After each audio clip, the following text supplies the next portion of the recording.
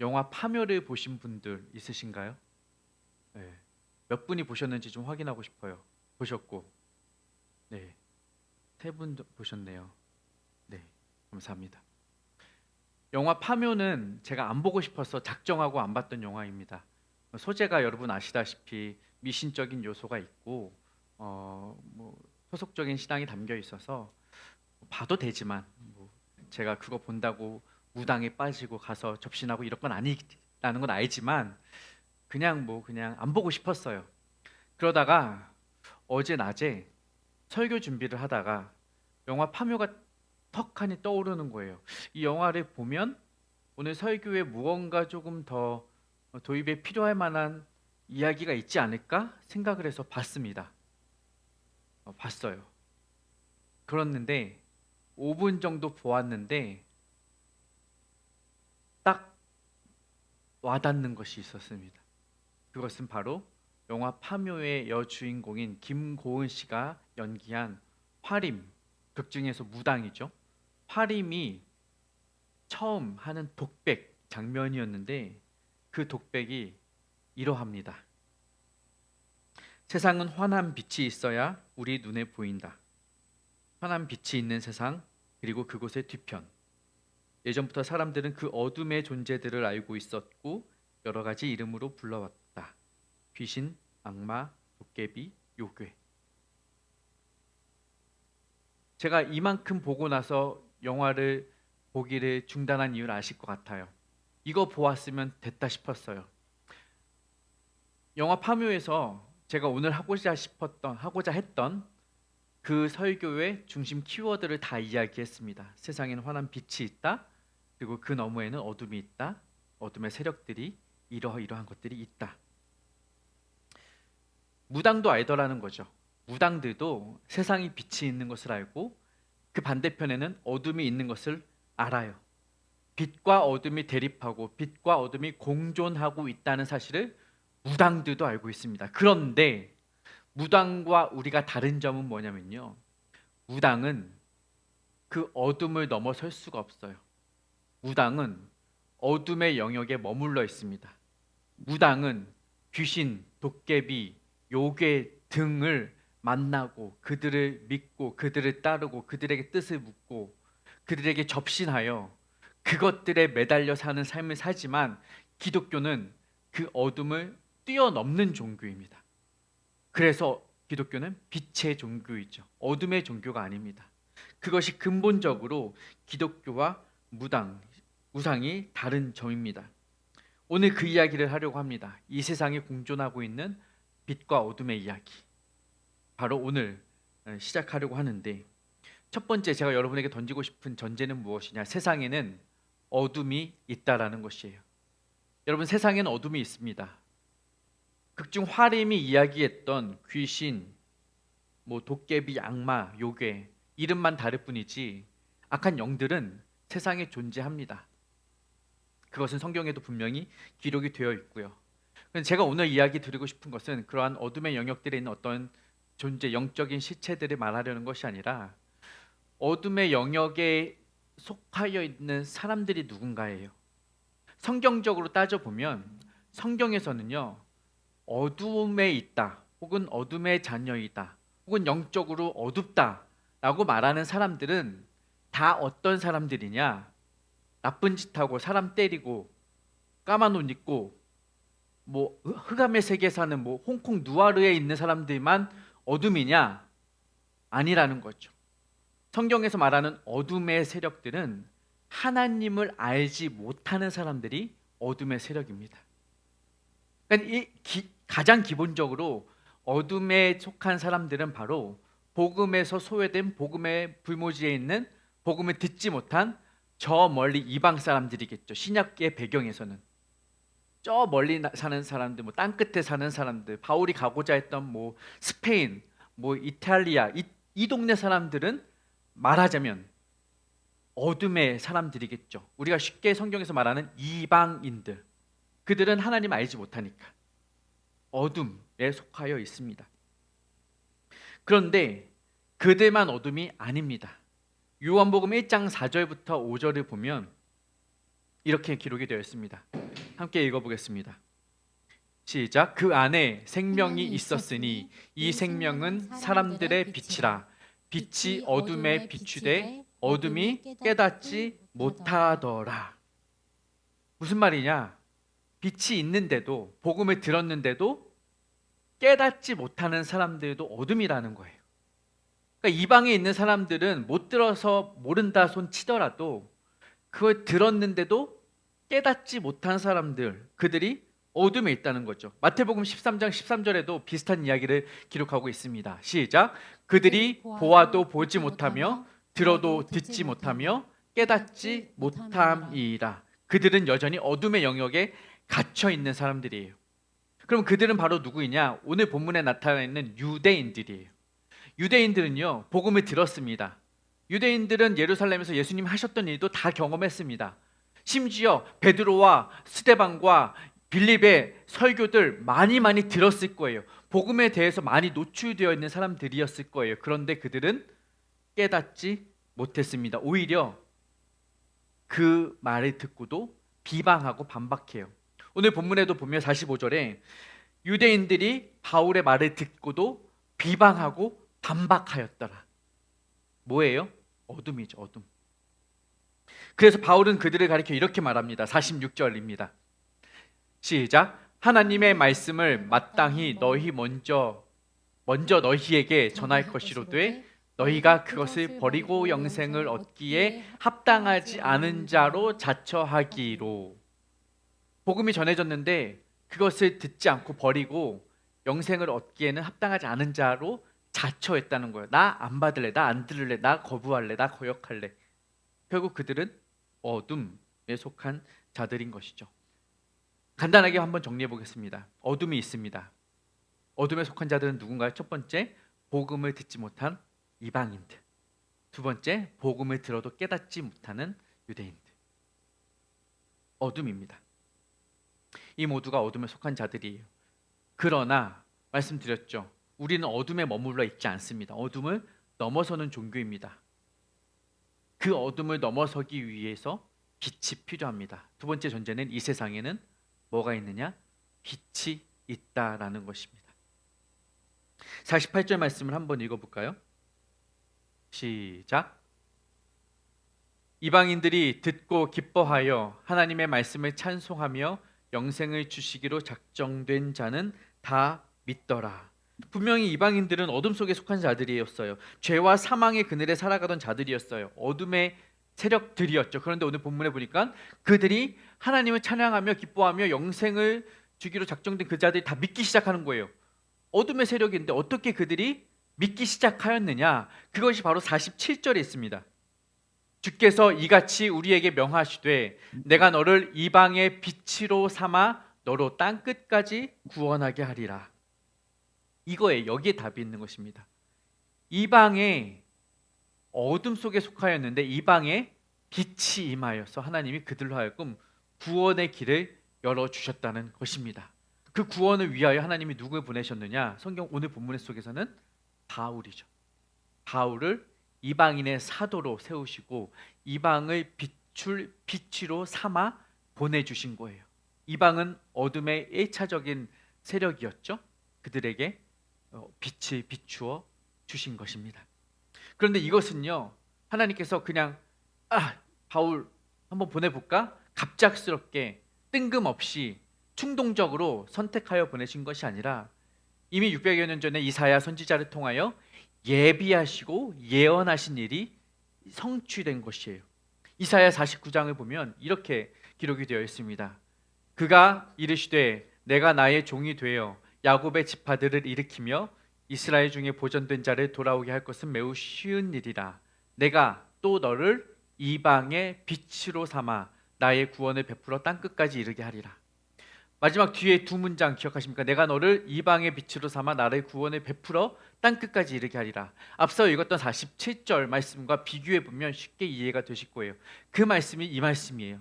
즉 하나님께서는 이미 이방을 비출 중요한 사람을 예비하여 두셨던 것이죠. 그리고 오늘 그 일을 성취하셔서 바울을 통하여 이방을 회복시키고 회심시키기 위해 이 일을 사용하신 것입니다. 그러니 그 어둠의 세력이 빛의 세력으로 바꾸어지는 것이죠. 이것이 빛의 역할입니다. 빛의 역할은, 빛의 사명은, 빛의 사도로 부름받은 사람들의 해야 할 책임과 사명은 너무나도 분명합니다. 빛은 무슨 일을 하냐? 어둠을 물러뜨리는 일. 그것이 빛이 해야 될 일인 것이에요. 오늘 본문에서도 그것입니다.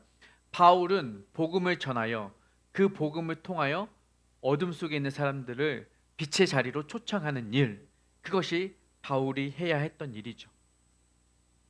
그것이 오늘 본문에 그런 두 부류의 사람이 다 등장하는 거예요. 복음을 들어도 듣지 못한 어둠의 세력, 복음을 듣지 못했던 이방의 세력들 다 등장을 해요. 바울은 이러나 저러나 그들에게 가서 비추는 것이죠. 저와 여러분에게 동일한 사명입니다. 우리는 빛의 자녀로서, 부름받은 사명자로서 세상으로 나아가 빛을 선포하는 삶을 살아야 할 줄로 믿습니다. 여러분들은 빛입니다. 여러분은 세상의 빛입니다. 옆에 분을 좀 축복해 봅시다. 당신은 세상의 빛입니다. 확신 없이 하지 마시고, 얼굴에서 빛이 나십니다. 파운데이션 어디 거 쓰셨나요? 여러분, 그러나 문제는 뭐냐? 빛도 있고 어둠도 있는데, 우리가 생각할 때는 빛과 어둠, 어둠과 빛이 공존하는 것처럼 보이지만 실제로 빛이 있는 곳에 어둠이 있을 수 있으며 어둠이 있는 곳에 빛이 있을 수 있느냐? 불가능합니다. 어둠은 어둠이고 빛은 빛이에요. 빛과 어둠이 공존하게 되면 무슨 일이 일어납니까? 생각을 해보세요. 깜깜한 방 안에 여러분이 밤 12시 넘어서 새벽에 들어가셨다고 생각을 해보세요. 뭐 딴 일 한 거 아니고 열심히 일하다가 공부하다가, 그러면 깜깜하죠. 그럼 뭘 해요? 불을 켜야겠죠. 불 안 켜도 요즘엔 톡 켜지죠. 그러면 깜깜하던 방이 어떻게 돼요? 밝아지죠. 빛에 비추었는데도 그 깜깜하던 방이 끝까지 깜깜함으로 버티고 있나요? 나 어둠이야! 빛이야 물러가라! 안 돼요. 빛과 어둠이 공존하는 곳에서 승리하는 것은 무엇입니까? 빛이에요. 어둠은 빛을 물러가게 할 수 없어요. 아무리 넓고 아무리 크고 아무리 깜깜한 곳에 있어도 성냥 라이터 하나면 비출 수 있습니다. 그래서 세 번째 존재는 이것입니다. 성경의 답이기도 해요. 어둠은 빛을 이길 수가 없습니다. 이것이 세 번째 존재죠. 바울은 이것을 이미 경험한 사람이에요. 어둠이 빛을 이기지 못한다는 것을 바울은 보았어요. 무슨 말이냐?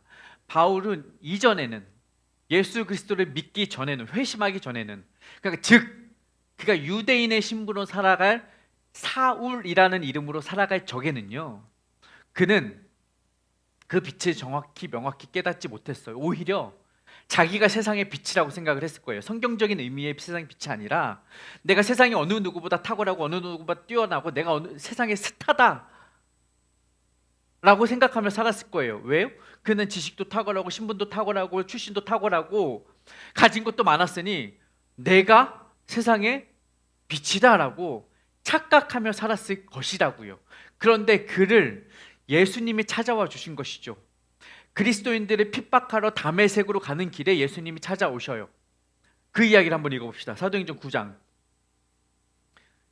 시작. 사울이 길을 가다가 다메섹에 가까이 이르더니 호련히 하늘로부터 빛이 그를 둘러 비추는지라. 땅에 엎드러져 들음에 소리가 있어 이르시되 사울아 사울아 내가 어찌하여 나를 박해하느냐 하시거늘 대답하되 주여 누구시니까 이르시되 나는 내가 박해하는 예수라. 스스로 빛이라고 착각하고 있던 사울에게 호련히 하늘로부터 강력한 빛이 비추는 것이죠. 사울은 놀랐겠죠. 이 본문의 배경을 보면 그 시각이 정오였다라는 점을 우리는 기억할 필요가 있습니다. 정오라는 것은 해가 가장 높이 떠 있을 때죠. 그 말은 즉슨 가장 뜨거울 때, 가장 밝을 때, 모든 곳을 다 비출 수 있을 그 가장 강력한 빛이 내려 비추는 그 순간에 호련히 하늘로부터 빛이 임하였다라는 거예요.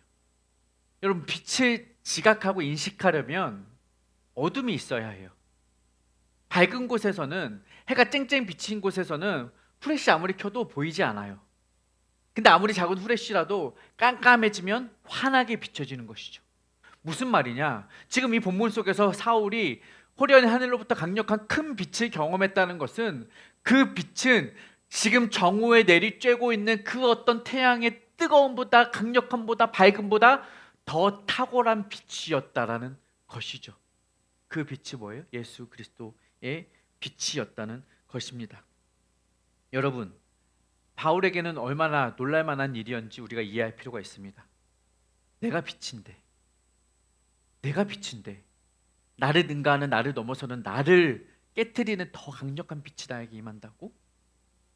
바울로서는 굉장한 충격이 아닐 수 없었을 것입니다. 그러나 우리는 이 사실을 통해 깨닫죠. 어둠은 빛을 이길 수가 없습니다. 더 강한 빛이 임하면 그로 인하여서 어둠은 드러나게 되는 것이죠.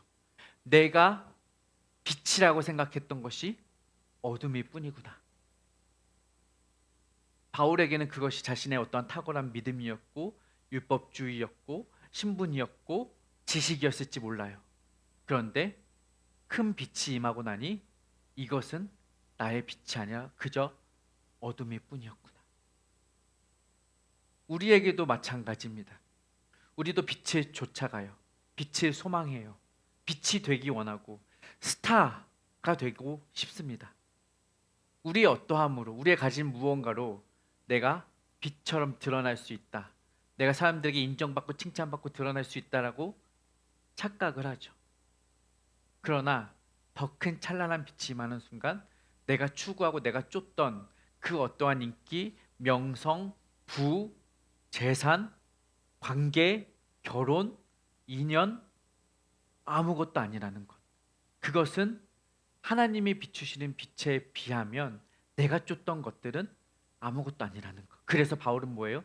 자기가 그토록 쫓아왔던 그 모든 것들을 배설물로 여기노라. 아무것도 아닌 걸로 여기는 거예요. 그리스도 앞에서는 우리가 소망하고 바라고 희망하고 달려가고 잡으려고 애쓰던 그것들은 아무것도 아닌 것이 되는 거예요. 더 강력한 빛이 우리에게 임하였기 때문에 그렇습니다. 그러므로 세 번째 전제는 이것입니다. 어둠은 빛을 이길 수가 없다라는 것. 더 강력한 빛이 임하면 우리가 추구했던 그것들은 한낱 보잘것없었던 어둠에 지나지 않았다는 것을 깨닫게 되는 것이죠. 그런데 문제는 여기 있습니다. 자, 어둠이 있어요. 빛이 있고 어둠은 빛을 이기지 못해요. 우리는 빛의 자녀죠. 그러면 우리는 어둠을 이기고 승리하는 삶을 살아가야 성경적인 원리에 의하여 합당한 삶이 되는 것이겠죠. 성경에도 그렇게 말을 합니다. 에베소서 5장 8절에 보면 이렇게 기록이 되어 있죠. 너희가 전에는 어둠이더니 이제는 주 안에서 빛이라, 빛의 자녀들처럼 행하라. 성경이 선포하는 거예요. 너희들 빛이야. 이제 빛의 자녀로 행해. 할렐루야, 나 빛이구나. 이제 빛의 자녀처럼 살아가면 되는구나 라고 들었어요. 선포되었어요. 아멘 하고 외쳤어요. 우리가 여기서도 주님 감사합니다. 나를 어둠 속에 깨쳐주시고 이방의 사람이 아니라 유대인처럼 교만한 사람이 아니라 주의 말씀을 듣고 복음을 듣고 회개하고 회심하고 빛의 자녀로 살아갈 수 있도록 불러주시니 감사합니다. 아멘 하고 기도하고 돌아갔는데 문제는 뭐예요? 두 번째 줄이죠. 과연 내가 빛의 자녀들처럼 행하고 살고 있는가? 여기서 우리가 괴리를 느끼는 거예요. 내가 아는 것으로는 난 빛의 자녀인데 우리의 삶을 보면 나는 여전히 빛의 자녀로 살지 않는 모습들을 우리 안에서 발견하게 되는 거죠. 나는 여전히 세상을 비추는 사람이 아니라 세상과 타협하고 세상을 따라가고 세상을 살아가고 있는 삶을 살고 있는 나 자신을 보게 된다는 거예요. 그게 문제라는 거죠. 빛의 자녀인 것은 문제가 안 돼요. 빛의 자녀처럼 행하라는 명령대로 살지 못하는 우리의 모습이 문제라는 거예요. 왜 그래요? 요한복음 3장 19절이에요. 왜 그러냐? 시작. 그 정죄는 어둠이더니 이제는 이거 아닌데요? 그 다음 이거 잘못 썼네요. 아니에요. 그 정죄는 이것이니 곧 빛이 세상에 왔으되 사람들이 자기 행위가 악함으로 빛보다 어둠을 더 사랑한 것이니라. 문제는 뭐라고요? 왜 이런 일이 일어나요? 빛보다 어둠을 더 사랑한 것이니라. 어둠을 사랑한다는 거예요. 앞서 말씀드렸던 우리가 추구하는 그런 것들, 내가 생각하는 빛이라 여기는 그런 것들이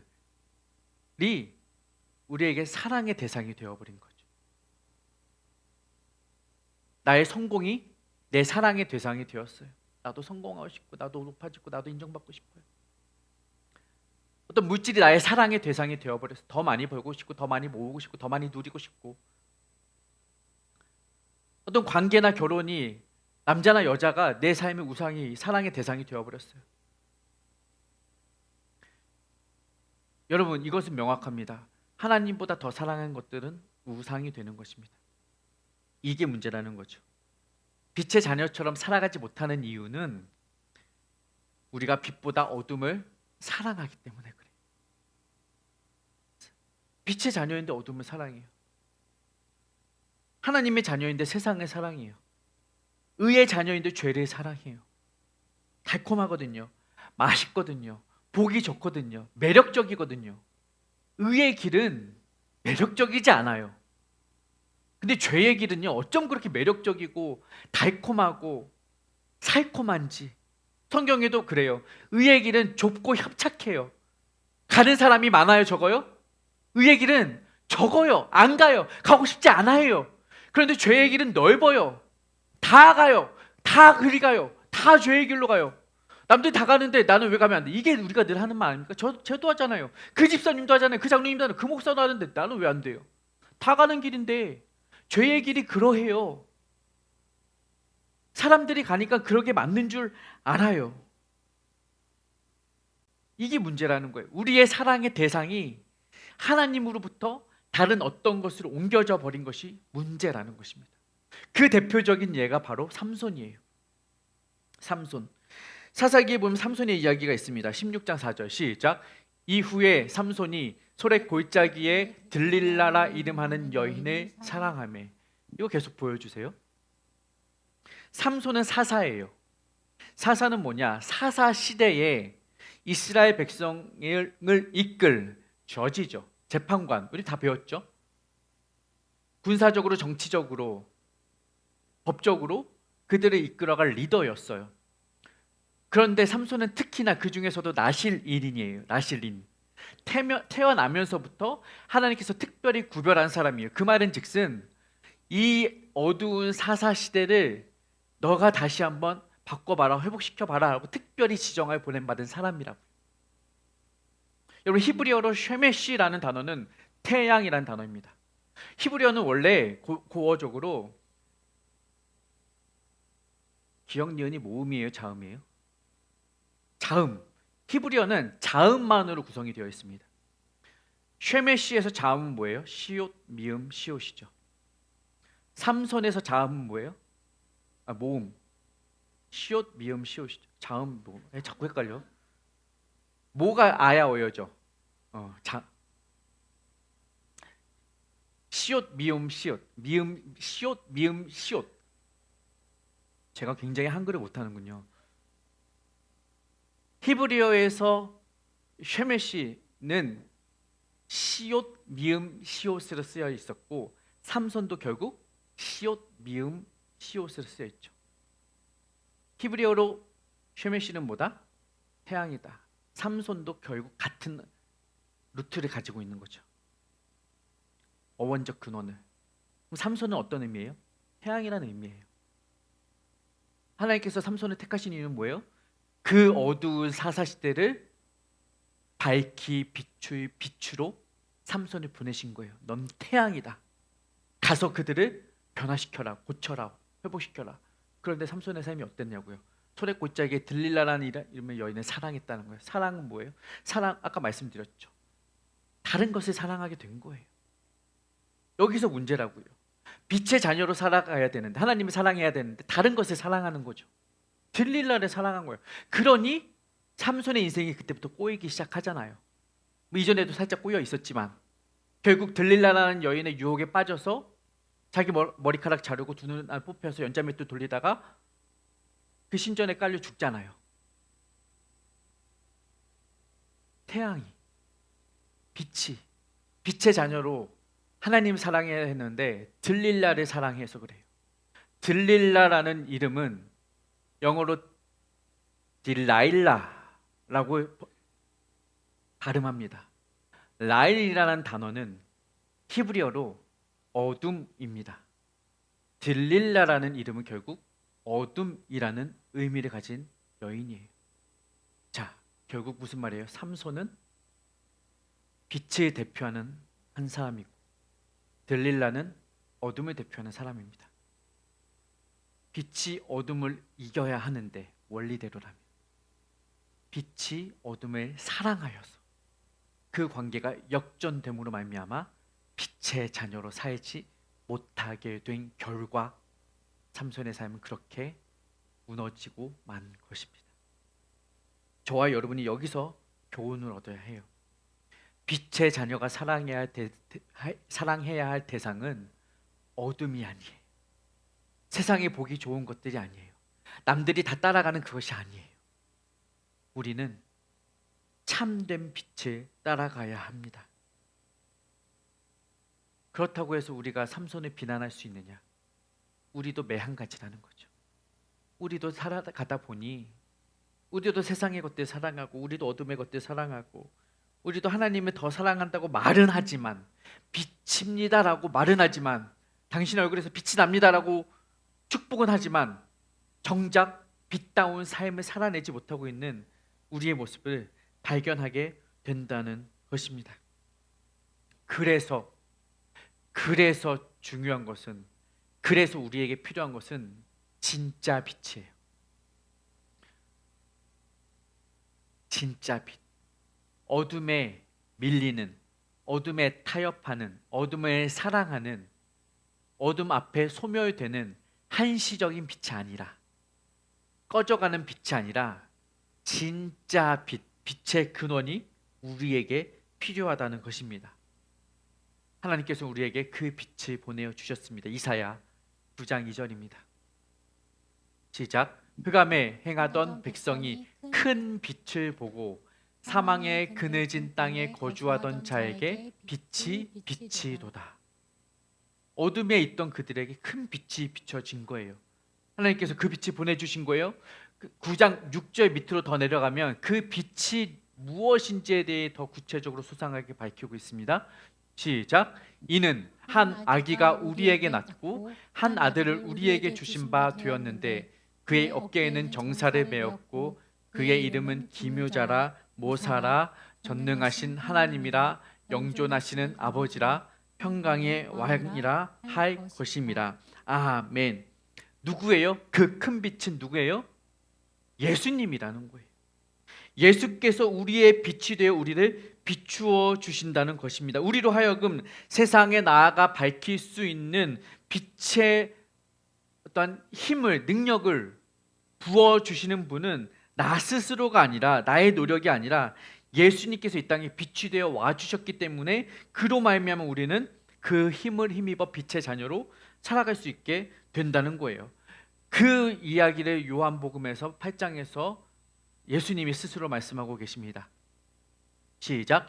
예수께서 또 말씀하여 이르시되 나는 세상의 빛이니 나를 따르는 자는 어둠에 다니지 아니하고 생명의 빛을 얻으리라. 아멘.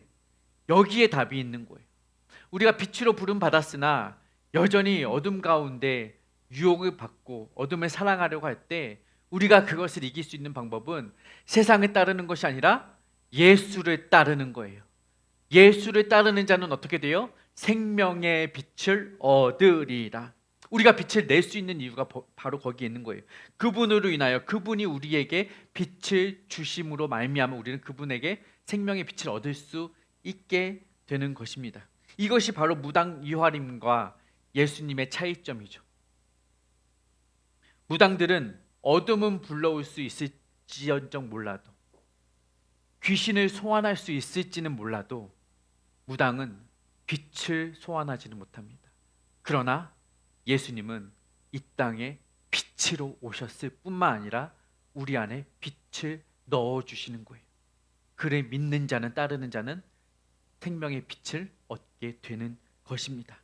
그러므로 우리의 삶에 그 빛을 부어주시는 예수 그리스도를 믿고 따르고 신뢰하는 것, 그것이 우리에게 필요한 것입니다. 우리의 스스로의 힘으로는 할 수 없어요. 우리의 힘으로는 이 어두운 세상을 다 밝혀낼 수도 없고, 우리의 힘으로는 이 방의 어둠을 다 전할 수도 없어요. 예수님이 우리에게 그 힘과 능력을 주시는 거예요.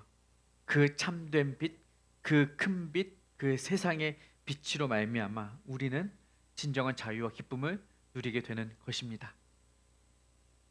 저는 시력 교정 수술을 했습니다. 시력 교정 전에는, 안경 쓰셨던 분들은 잘 아시겠지만, 아침에 일어나면 안경 찾는 것이 제일 첫 번째 일이에요. 침대 옆 협탁이나 책상 위나 의자 위 어딘가에 두었던 안경을 찾아야 일어날 수가 있어요. 아니면 이러고 이제 다니는 거죠. 근데 시력 교정 수술을 하고 난 이후에 저의 삶이 달라졌어요. 단지 눈 앞을 제대로 볼 수 있었다는 것이 아니라 제 존재 자체가 달라진 것 같아요. 저의 삶의 가치가 달라져요. 삶을 이렇게도 살 수 있구나. 이렇게 편리하게도 살 수 있구나. 이 상황 가운데서도 나는 앞을 갈 수 있구나. 라는 걸 깨닫게 되는 거예요. 시력 교정 전이나 시력 교정 후나 내 집은 똑같고, 내 앞에 있는 장애물들은 똑같고, 내 앞에 있는 책상은 똑같지만, 시력 교정 전에는 이거 앞에조차 갈 수 없어서 헤매는데, 눈이 밝아지고 나니 그냥 똑바로 일어나서 화장실 갈 수 있게 되는 거죠. 이게 우리 삶에 달라지는 거예요. 여러분, 우리가 빛의 자녀로 살아가게 되면, 어둠을 넘어서면 여러분의 삶의 존재 자체가 달라지는 것입니다. 빛을 만나고 경험하면, 예수 그리스도를 만나면 여러분의 존재의 가치가 달라지게 되는 것입니다. 이제는 어둠 앞에서 헤매이며, 조그만 문제에도 걸려 넘어지며, 조그만 상처에도 마음 아파하며, 조그만 관계의 균열에도 힘들어하며, 조그만 세상의 시험 앞에서도 쉽게 좌절하였던 우리였지만, 그것을 밝히 보게 되는 순간에는 그것들이 나에게 아무런 문제가 되지 않습니다. 나는 빛의 자녀가 되었기 때문입니다. 여러분이 그 복을, 그 은혜를 누리셨으면 좋겠습니다. 주님을 만남으로 말미암아 여러분의 가치가 달라지고 의미가 달라지기를. 여전히 어둠을 걷는다 할지라도, 그래서 우리 상황이 막막하고 앞길이 보이지 않는 것처럼 느껴진다 할지라도, 그 모든 어둠의 길을 넘어 빛으로 인도하시는 주님으로 말미암아 참 은혜와 참 행복을 누리시는 저와 여러분 되시길 축복합니다.